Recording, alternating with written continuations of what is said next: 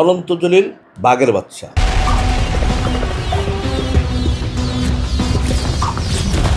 কে সে? দিনদার ডেতে পাবলিক ঢুকেছে হলে, সেই উসিলায় এখন মানুষ হলের ছবি দেখতেছে। বাংলাদেশ আয়তনে ছোট হতে পারে, বাংলাদেশের বুকে অনেক জায়গা। অনন্ত জলিল ইন্ডাস্ট্রিকে পৃষ্ঠাই চেঞ্জ করে দিচ্ছে দিনদার ডে থেকে। মাসদি ফান টাইমে বিপদ গেছে না আমার উপর দেওয়া, 16 বছরে কম গেছে বিপদ আমার দেওয়া। তো ওই বিপদ পার হয়ে এসেছি, এই প্রতিবাদ করতে করতে পার হয়ে এসেছি, এখনও প্রতিবাদ করি। এখনো মানুষ কিন্তু আপনাকে প্রতিবাদী নামেই জানে এবং অনেকে হয়তো সমালোচনা করে, তারা একটা পক্ষ, সেটা থাকে ও, তাতে আমার কিছু আসা যায় না। এই সমালোচকদের উদ্দেশ্যে কি বলবেন? শোনো, পিছন থেকে কারা কথা বলে, পিছন থেকে কথা বলে, যেমন পিছন থেকে কুকুর কি করে, ঘেউ গাবে, ঠিক আছে? তো ওইটাই মনে করি, আর কিছু না। আচ্ছা, একটু সিনেমার সামনে আসতে চাই যে শাকিব খানের সিনেমায় 100 কোটি টাকা হয়েছে, লাভ করেছে। তুমি দেখছো? ওরা প্রযোজকরা বলেছেন। তুমি দেখছো যে যারা বলছে, তার খাতা কলম নিয়ে আমার কাছে আসতে বলো, দাও, চ্যালেঞ্জ করে দাও তোমার সামনে দিয়ে। ভাই, আমার একটা প্রশ্ন হচ্ছে, বরবাদ আর অন্তরাত্মা দুইটাই সিনেমা, একই নায়কের সিনেমা, হ্যাঁ, কিন্তু একটাকে বেশি গুরুত্ব দেয় আরেকটাকে দেয় না। আসলে কারণটা কি? দুইটা তো এক সন্তানের, আপনার একটা একটু দেখলো আরেকটা পড়ে গেল। এটা তো সারা জীবনই এটা অন্যায়। আমার দুটা সন্তানকে এক চোখেই দেখতে হবে। এখন যদি আমি দুইটাকে দুইভাবে দেখি, একটা মানে প্রডিউসারকে, একটা ডিরেক্টরকে টোটালি একটা কষ্ট দেওয়া, আর এটা একটা অভিশাপ লাগে। এরা এত কষ্ট করে ডাইরেক্টর ছবি বানাইছে, এত কষ্ট করে প্রডিউসার টাকা লগ্ন করছে, সেই অভিশাপে কোনো একদিন হয়তো তার প্রুফ পাবে।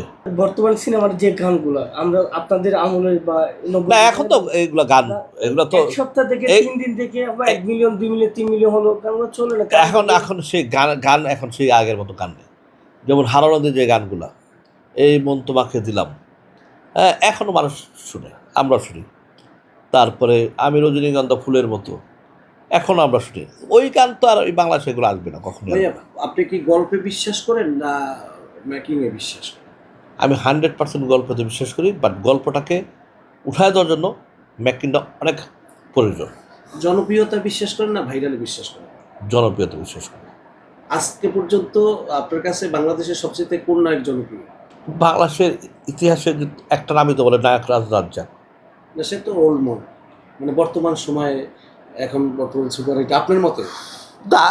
নিঃসন্দেহে এখন দুইটা ভাগ আছে, একটা অনন্ত জলিল আর একটা শাকিব।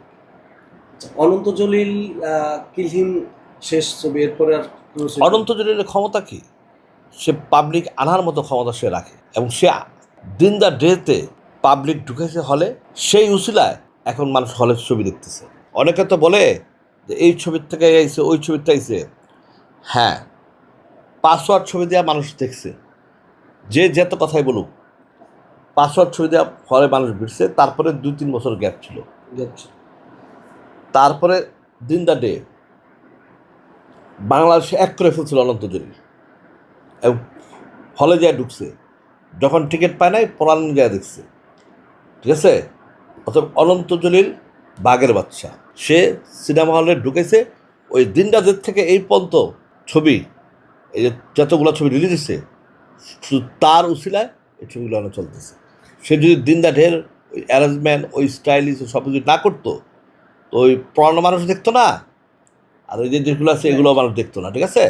এগুলো পলিসিতে আমরা বুঝি ঠিক। অনেকে তো অনেক বড় বড় কথা বলে, তখন মনটা কয় যে আমি কিছু বলতে মন চায়, ঠিক আছে?